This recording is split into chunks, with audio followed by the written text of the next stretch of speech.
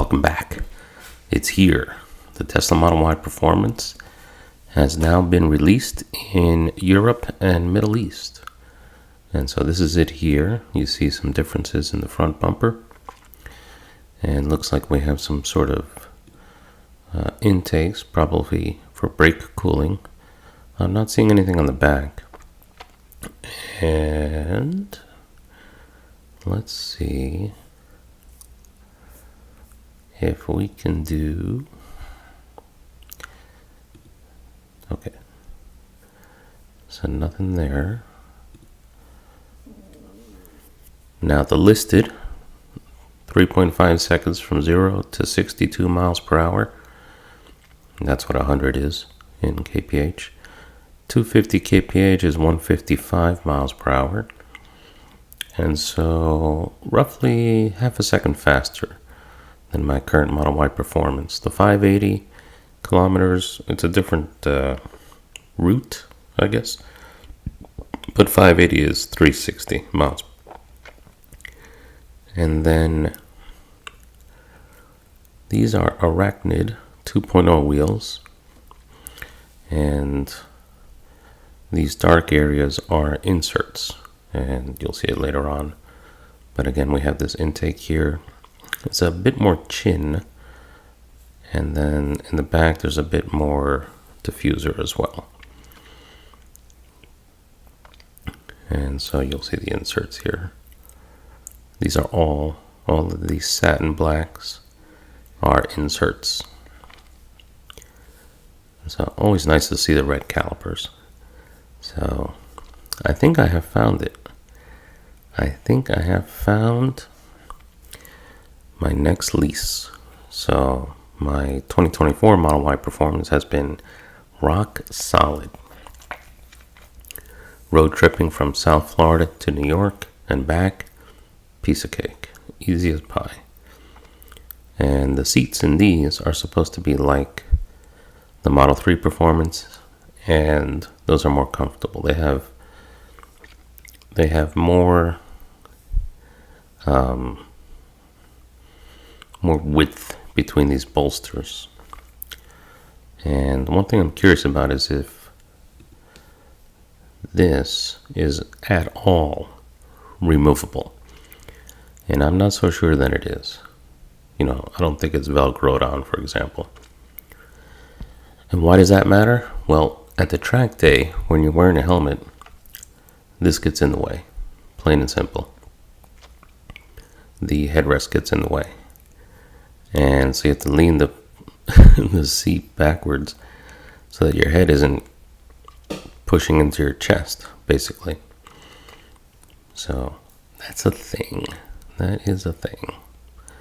Now this thing does show climate control for the front, so heating and cooling. And in the back, passenger and right and left side, heating only, but all perforated. And what I have not yet seen is whether or not the center seat is perforated. 16-inch instead of 15.4 on the current Y. And then, I shouldn't say that, at least compared to my Model Y Performance. Now FSD, I'm going to do another video on this, but at the current prices, it's worth renting FSD, doing the subscription option, and versus buying it.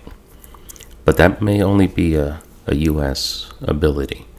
It may not be a subscription may not be available in other countries. Not sure.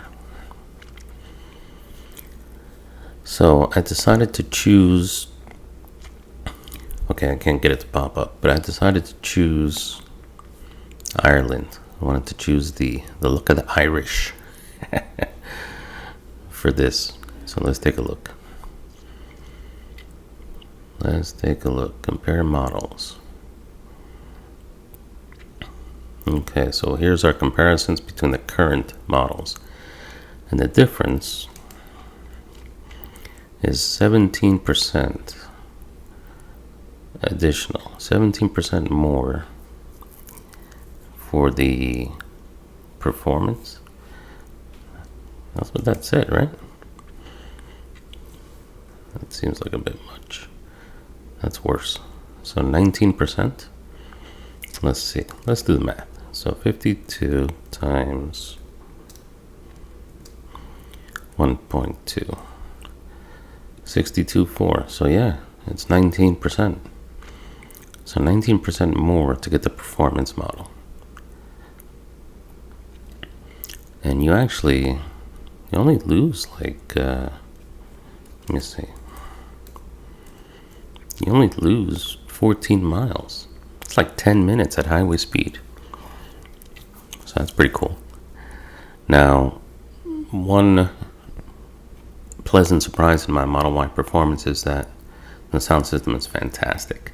So if this is even just equal to that, that'll be perfect. And then it's got, instead of the textile, they're doing carbon fiber in the inserts. And what's interesting is that the performance has a different screen. My performance has the same screen as the other Model Ys of 2024. And then looks like it has magnetic dampers. I worked on those years ago. And you run an electrical current through the damper because the fluid has magnetic particles in it. And so basically you're changing the viscosity of the fluid by how much electricity you push through it. There were concerns about durability of the internals, but I really haven't heard any issues long term. So here we have aluminum detailing, and then my performance has aluminum pedals. This one does as well. People make like a big deal about that. But it's like reviewers of the past forgot about the Model Y performance. I don't get it. And then you have your basic cruise control, which is and lane keeping assist, I suppose. That's what autopilot does.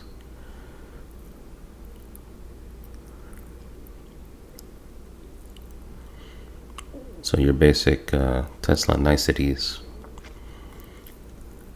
are carry over into the new models easily enough. So that is cool.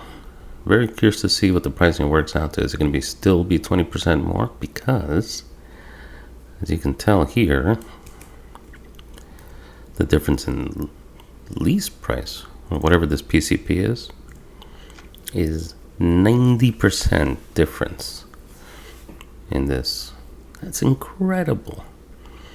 They are charging a princely sum for this performance.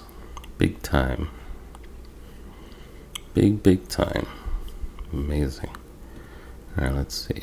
The white. I don't know what it is, but man, white looks awesome. Black looks pretty awesome.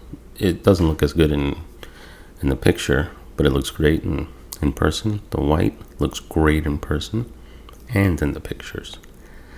And I think what it is just the hard contrast that I like. So cool. All right. Be keeping my eye out on this. My lease is up in April. I'll have the lease paid off 2 months before that.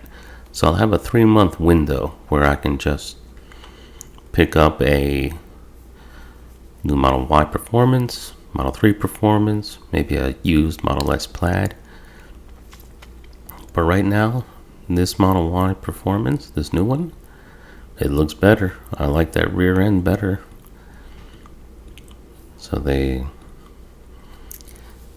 difference in the diffuser does improve the look of the rear end. So this is definitely in the top 2 options of the next lease. And who knows, maybe I'll buy it. Because now that new model's out, it's going to endure for a few years. And I'll probably end up leasing it. Leasing has been pretty convenient here in the US anyway. Alright guys, thanks for watching. Talk to you later.